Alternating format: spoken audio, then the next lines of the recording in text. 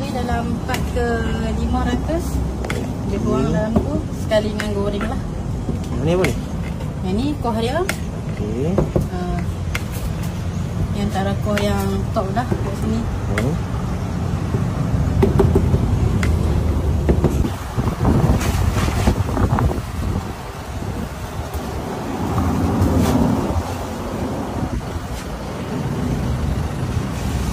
Macam mula ni kita akan letak kuah dulu lah. Kuah. Ini kita akan sambung dengan kacang dengan bawang goreng. Ini kacang ah. Yang ni kacang. Ni tumbuk lagi sah. Yang ni kisar. Goreng kering juga. Oh. Ya.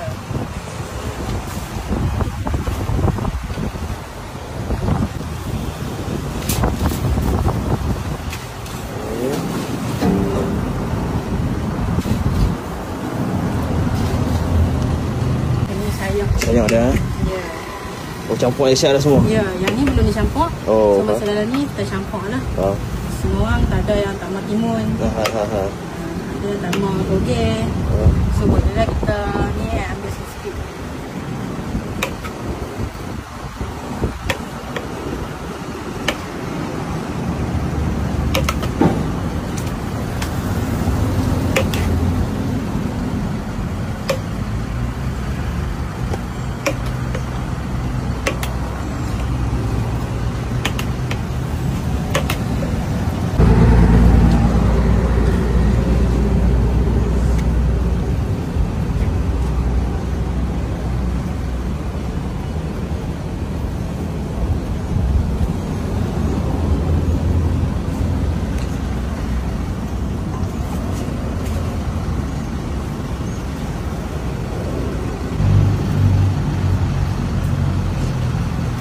Ni satu set ni RM5 ya. Ya.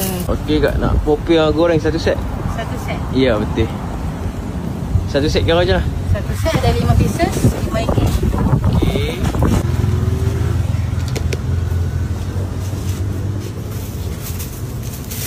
So ni untuk satu set. Satu set ha. Ya. Okey. Okey, terima kasih. Sama.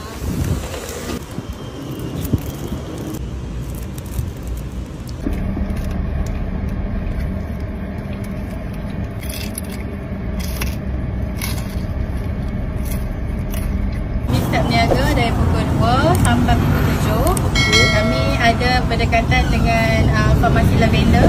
So kami cuti hari Jumaat sahaja.